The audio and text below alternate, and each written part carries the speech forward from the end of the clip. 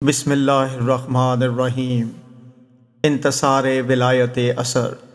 Chapter number 14. The Lesson of Karbala. O Nasareen-e-Waliul Asr, I don't want to make a heavy speech today, but I want to tell you a joke. Friends, you know that jokes are made about certain people in our area for certain topics. We always have jokes about weavers on the subject of stupidity. Jokes about Sikhs are made for manifestations of absenteeism at a particular time. Jokes are made about Pathans making every decision without using the brain and not regretting it even after that, and making illegal stubbornness and greed. Jokes are made on Hindus on the subject of cowardice. Jokes are also made at clerics for using religious norms and religion for their ends.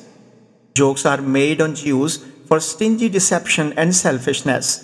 When the people are fed up with their ruler, jokes are made about kings in order to express their hatred. Jokes are made about mirases on comfort-seeking, bodybuilding, tricks and jokes, and self-made delicate moods. The joke I am telling you is told to me by Allama Safdar Najfi's cousin Maulvi Zakir Hussain. It's a very good joke. I hope you will laugh at it heartily. He told us that there was no emergency in our country, but the government of the day announced that it needed more young soldiers for the army, and those who have a passion for serving the country should come to so and so Kent for an interview. This advertisement was also seen in a newspaper by Mir Alams or Mirasis, and they said to each other, "We have always made people happy by singing. Why don't we do any service to the country? And we are not going to have a better chance than that. That's why we should be recruited into the army." With this plan in mind, they had a meeting and wrote a request to the corps commander or the chief of the army staff. In the letter, where they mentioned the spirit of service, they also laid down some conditions that they should also get service in the army, and their conditions should also be accepted by the government, and those conditions were as follows. 1.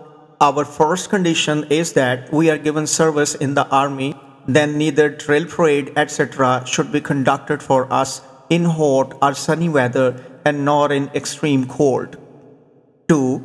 Our second condition is that the daily exercise should be conducted only when we want it, and if we are not in the mood, then someone else should be sent to the drill. 3. One of our conditions is that our uniforms should be soft and suitable for the weather, and it would be great if it is made of silk. 4. One of our conditions is that the food should be to our liking, because we do not like vegetables and beef makes the stomach upset. Cabbage, turnip, green leaves and pulses cause gastric problems. There should be only meat for us of our own choice, and that too should not belong to any big bird. 5. One of our conditions is that in the days of the war, we should have a holiday because we are not accustomed to any great hardship. If we are not sent on leave, the front must be air-conditioned and have comfortable beds. 6.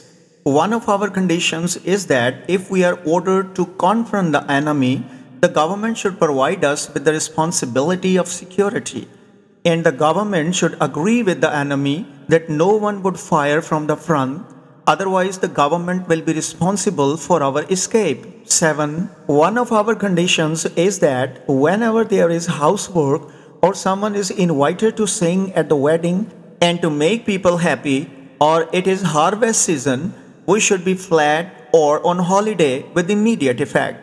Otherwise, we will go back home without informing the government, and the government will be held responsible for it. 8.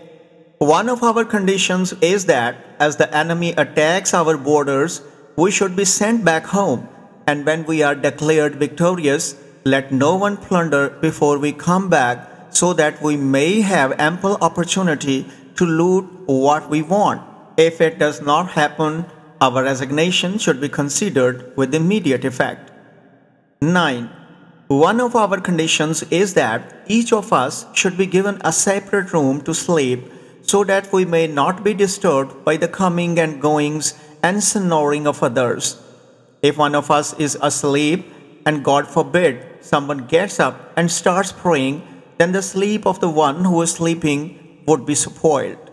So everyone should get a separate room. 10. Another condition is that as we are sleeping, no one should dare awaken us because it spoils our sleep. Even if the country is ruined, our sleep should not be spoiled. After all, our country is not more important than our sleep. 11. Another condition is that we should not be invited to the canteen or encouraged to eat, but that the food should be served in our rooms, because getting out of a warm blanket in winter causes a cold and the sun becomes intolerable in summer. 12. Our next condition is to arrange separate servants for each room for bringing food into the room and to take utensils back to the anchorage, and the work of washing the dishes should be done by a lowly servant because it feels bad for the honorable soldiers to pick up their utensils and return to the canteen. If the government cannot provide such ordinary servants, we'll bring such lowly servants with us. But their bread and butter, salary, clothing and accommodation would have to be paid by the government anyway. 13. Our next condition is that the task of cleaning our rooms and beds should be given to some sweeper because dusting makes the fraud worse. 14. One of our conditions is that even if the room is not air conditioned, the room must have at least room coolers, and plenty of wood to run on fuel in the winter should also be provided. 15. We also stipulate that we should not be told any work and that the daily exercise, which is 1 hour long, should not be done daily, but only one man should be assigned for 1 hour so that the rest of the hundreds of people may not get disturbed and the process of drill may continue round the clock. 16. Another condition is that when we go home on vacation, we should be facilitated to take with us the stolen goods from the government property or the begged goods or seized goods or purchased goods in pillowcases. 17. One of our conditions is that when we go home, we should be given food on the way in a tiffinary, and there should not be a condition to bring this tiffinary back. Rather, we should be given a new tiffinary every time we go home. 18. One of our conditions is that no one should be appointed over us because we do not like anyone's rule. 19. We will do whatever we want, and we will do whatever we want, and will not obey anyone. 20. When we go home, we should get gifts from the government and sweets including gourd, solid brown sugar weighing 8 to 9 kilograms for the family. 21. We should get our annual salary in advance, and our fixed allowances should also be given accordingly. 22. We should have general permission to enjoy the invitations given by the ignorant people of the country. 23. We are ready to purchase the commodities if no one demands an account from us. 24. We should never be forced to do any kind of duty because doing duty disturbs our comfort. 25. One of our conditions is that we should not be told jokes in the future that would offend our humorous nature or that have any kind of disrespect. Otherwise, we'll leave the government job and the full responsibility will fall upon those telling jokes. And we will not return until those who tell jokes come to us and apologize, bending on their knees. If the government accepts our conditions, then we should be given a chance to be rewarded by serving the government, because serving the country is the first duty of every believing Muslim, and we hope that the government will allow us to perform these duties. Applicants, Mir Alam, that is Mirasi. Friends, each and everything of this joke makes us laugh heartily. Now just think about that there can be no greater foolishness for a man than to apply to the army and seek comfort and luxury. The department of the army is closely associated with the hard work, labor, sacrifices, thirst, hunger, wounds, and playing with death. The soldiers have to fight the extreme hot and cold, They have to sleep on the bare earth. Their story is a story of sacrifices. On the other side is the army of Mir Alams, whose delicacy and sophistication, delicate temperament, passion for patriotism, and sense of duty are heartening to be sacrificed. With their sense of duty, they arrive to be recruited into the army. It is the fault of the government that it kicked them out, otherwise, they would have a right to perform their duties. But what would this government do? It was incompetent because it was not the divine government that would have recruited such soldiers immediately. Now the question arises as to where the humor begins in this whole joke and what is there to laugh at. We laugh at the specific thing in this joke, which is a hell of a difference between the military toughness and these selfish conditions of Mir Alams. In fact, there is a hell of a difference between these two situations. But this is just a system of ordinary worldly countries that makes us laugh at such frivolous terms. While we are from the army of the emperor of the age, and we don't think it's silly at all to be silly on these terms because we have joined the army under the same conditions. If these conditions are withdrawn today, resignations will be offered by all of us with immediate effect. Because the army of our Mullah Karim is not like that of Taliban, whose soldiers go hungry for 5 days and get injured by fighting cold and heat in the mountains and still remain restless to go for jihad and seem ever ready to sacrifice their lives. Friends, the fact is that we need to be accountable in this age because after going through the process of accountability, we will know our shortcomings, and once we know these shortcomings, we will think about reforming ourselves. If we are the army of Mir Alams, then we should strive to become genuine soldiers. Friends, when we analyze any reform process, we find that the reform process goes through 3 stages. 1. The first thing that happens is the process of discovering one's faults. 2. The second step is to realize these steps, that is, to perceive these existing defects in us and confess them boldly. 3.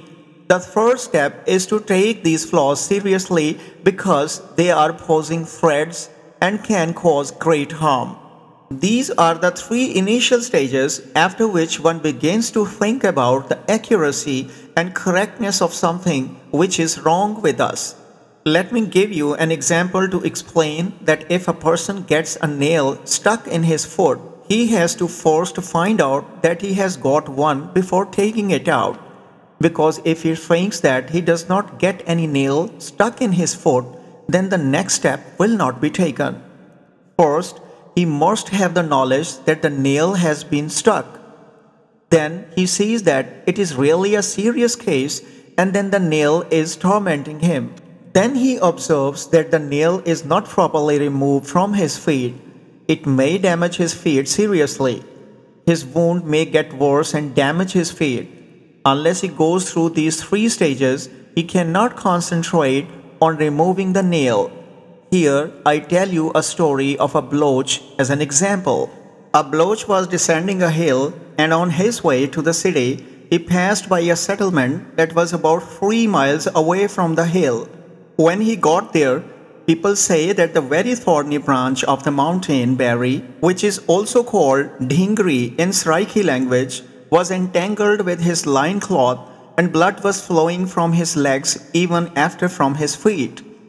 His cloak is torn from place to place, but he is moving forward without caring for it. A man said to him, "Khan, what's the matter? Why don't you take this thorny branch out of your cloak? It's hurting you a lot." Hearing this, the Bloch said, "This thorny branch does not know that we are Bloch, and it is messing with us."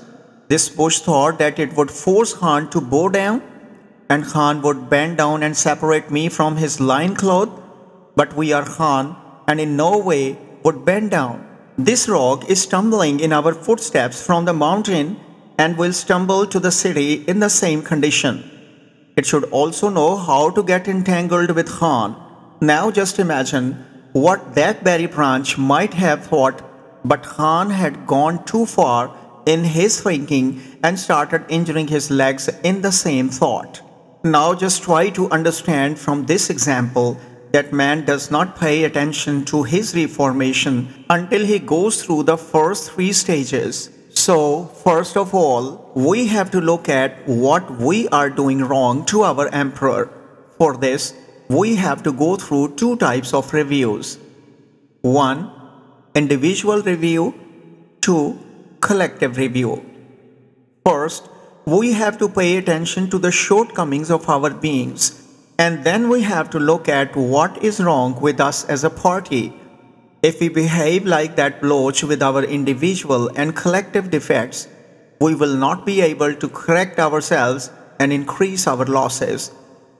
The first question we have to ask ourselves is whether we have made any spiritual progress in our past life.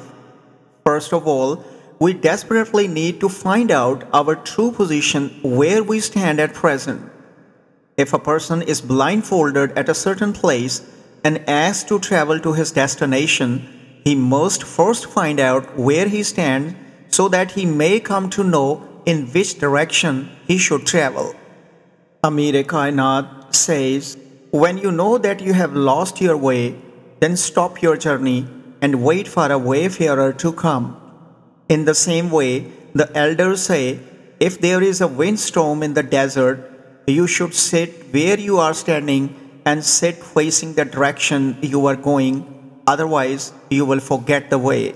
If you walk to your destination without asking a pathfinder, there is a 75% chance of going in the wrong direction. Because you have 4 directions in front of you, and if you add 4 corners to them, then there is only a 12.5% probability of keeping the right direction.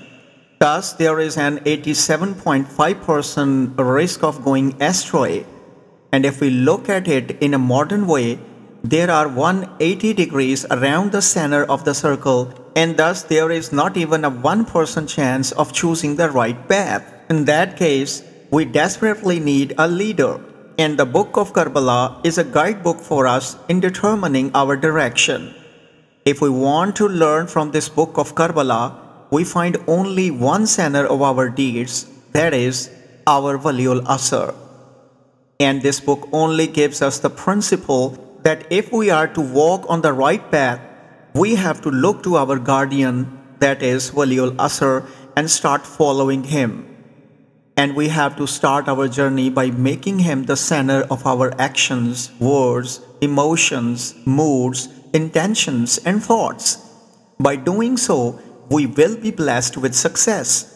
The fact is that we have to follow the path of Nusra of our emperor of the age and become his soldier.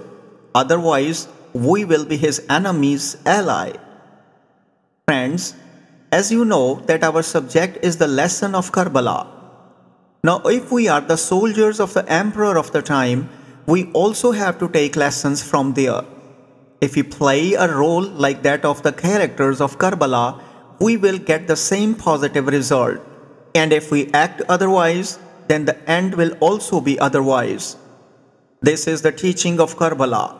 Karbala is a great lesson of Nusra for the followers of the Imam of every age. And this is the religion of Nusra, which has not only been shown in Karbala, but also demonstrated practically. There is not a single person whose character is not mentioned in the book of Karbala. It is also a fact that man is compelled and helpless in terms of time and place, because he cannot be free from the bondage of time and place and cannot even go into the past or future, but can only wish for it. I wish I had been with you too and realized great success and nurtured great ascension of destiny. We can only wish, but actually cannot go there because we are shackled by the restrictions of time and place. But there are some concessions available for us because today we cannot go back to the past. We have many wars scattered in the pages of history in front of us, like the Battle of Badr, the Battle of Uhud, and the Battle of Jamal, the Battle of Safin, and finally the Battle of Karbala. Our hearts desperately wish we had been there, but we could not go. We can only wish, and it is the great grace of the Lord that He makes our wish actually participation, as if we have been literally present there. As Amir Kainat has said in the Battle of Jamal, today even those whose ancestors have not yet been born are engaged in the jihad. Man can only long for where he cannot approach by breaking the bondages of time and place. And there are rewards and punishments for this desire depending upon the intentions behind this desire. If one wishes to participate in these battles on behalf of the accursed enemies, there is a punishment for him. And if one wishes to participate in the nusra of the innocent and chaste members of the Holy Family, there are also rewards for it. Friends, it is also a fact that the farthest aspect of nusra is longing for nusra.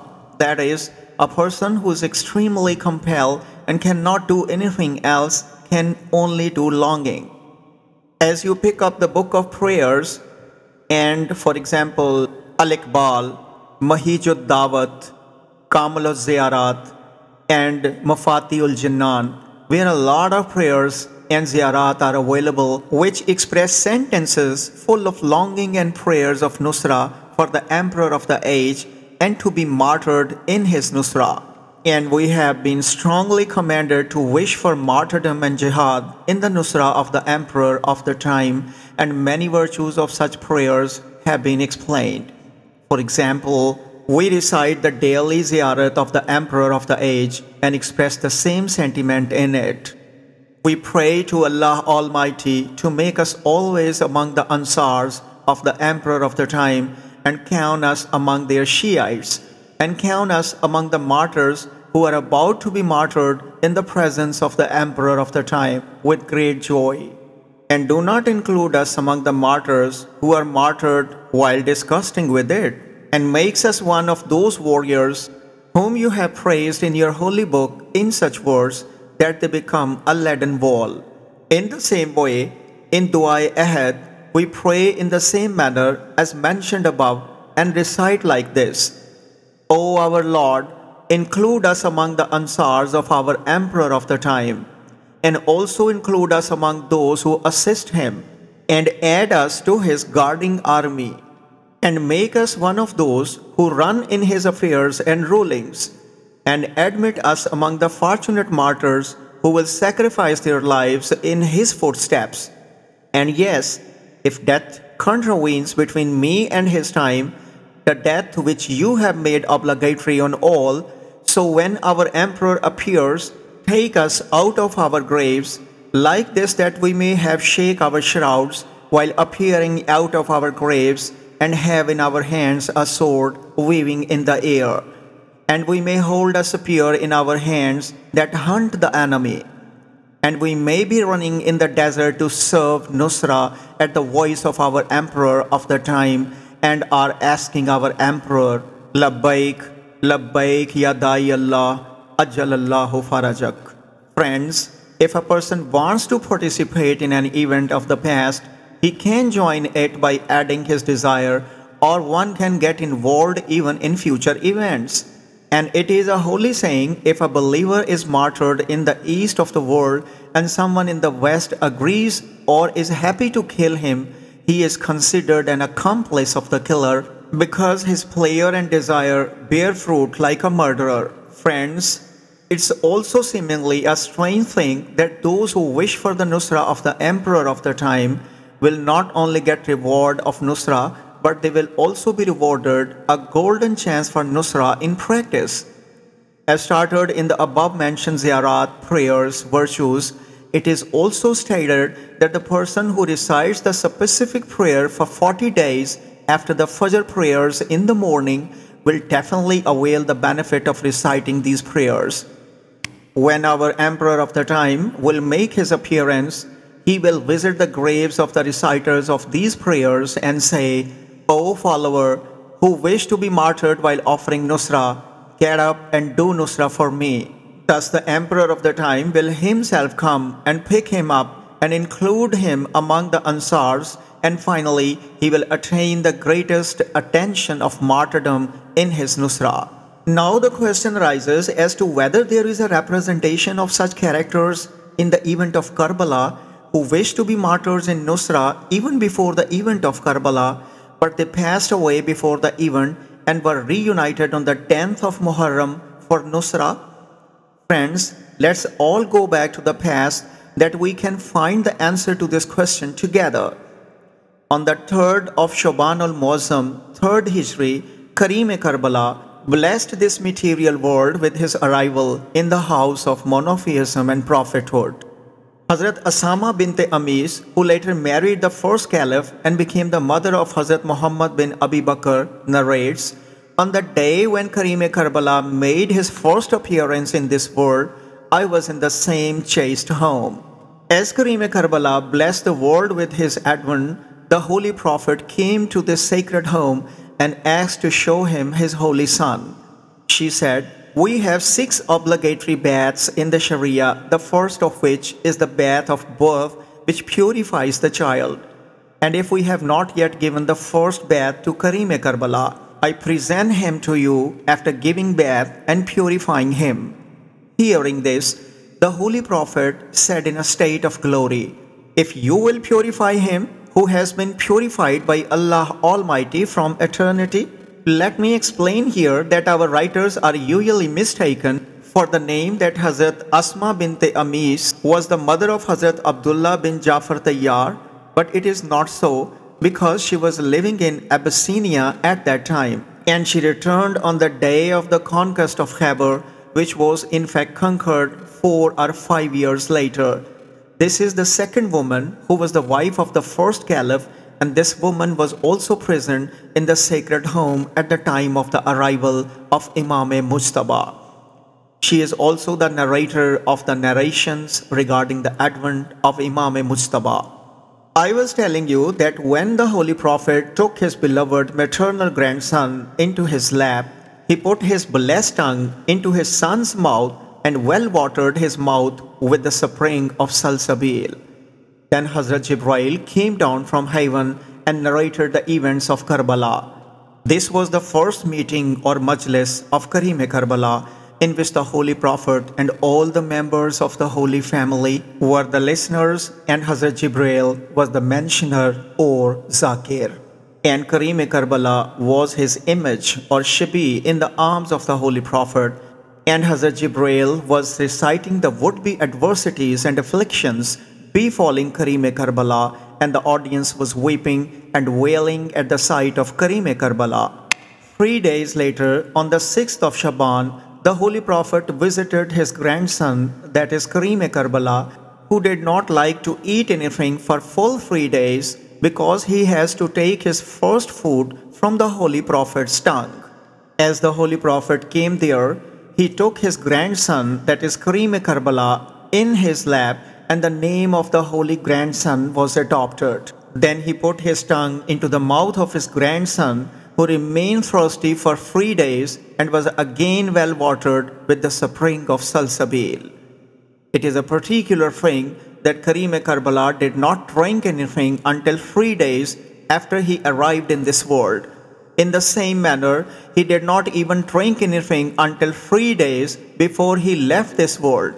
This 3-day fast was his own contribution and is such a secret that is beyond our comprehension.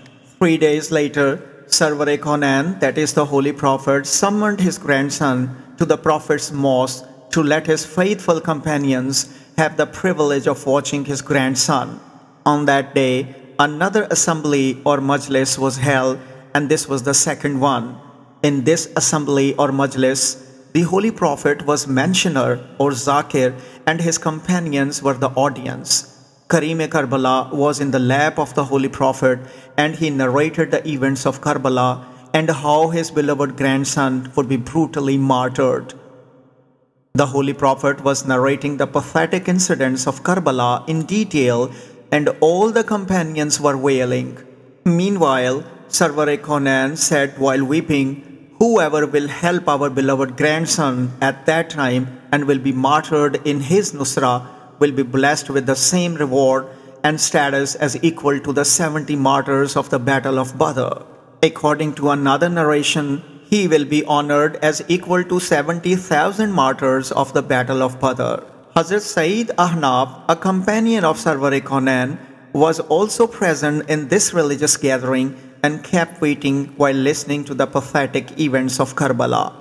When Sarwar-e-Kaunain said that the one who is martyred in the Nusra of Karim-e-Karbala will achieve the status equal to that of 70,000 martyrs, he prayed in his heart, "May God grant me the strength of my Nusra and bless me with the martyrdom of his Nusra."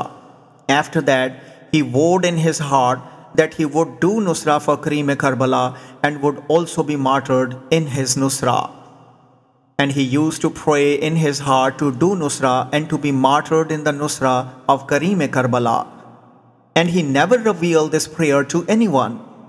In the same way, the days passed and the Holy Prophet faced a battle with the infidels. History has not written the name of this battle, but only that the infidels fought with the Holy Prophet, and Hazrat Sayyid Ahnaf also took part in this battle. He did his Nusra for Sarwar-e-Kaunain with his full might and finally fell to the ground after being fatally wounded. When the battle was won, the Holy Prophet told his companions to gather the wounded and bury the bodies of the martyrs. When people reached Hazrat Sayyid Ahnaf, there was still a trace of life in him. The Holy Prophet was also visiting the wounded on the battlefield. As he reached Hazrat Sayyid Ahnaf, he saw tears in his eyes. Sarwar-e-Kaunain said to him, "Why are you weeping even though you are attaining the great rank of martyrdom?" On hearing this, he said, "I am weeping because I am attaining the status of martyrdom, while my wish and my prayer were that I will be martyred in the Nusra of your oppressed grandson." The Holy Prophet kissed his blessed forehead and said, "You will certainly be blessed with that martyrdom. I promise you will definitely rise again from your grave in Karbala, do Nusra for my grandson, and will get reward equal to 70,000 martyrs." After that, he was buried along with the rest of the martyred companions. In the same way, the days passed away, and finally the day of Ashura, 10th of Muharram, approached with all its doomsday. Sacrifices were offered all day long until Karim-e-Karbala was left alone and he voiced, "Hal min nasir yansurna." As he made this call, an angel came to Hazrat Sayyid's shrine and asked, "Oh sir, you wanted to realize the high level of martyrdom in the Nusra of Karim-e-Karbala. If you want to do Nusra for Karim-e-Karbala, he is in dire need of Ansars, because all Ansars have left the world after offering their sacrifices." On hearing this, Hazrat Sayyid Ahnaf came out of his shrine, shaking off his coffin, and the angel brought him to the land of Karbala and made him stand by the holy tents. He moved slowly towards the tents and voiced loudly, "O Mawla Kareem, you have called me for your Nusra, and I do not know where you are. I want to know where you are." Saying this, he grabbed the pole of the tent and started crying. At that time, the Queen of the Worlds heard his cries and sent her sacred maid to find out who was crying at the door of the tent. The sacred maid came back and informed the Queen of the Worlds that her grandfather's companion had come with the wish to offer Nusra for Karim-e-Karbala.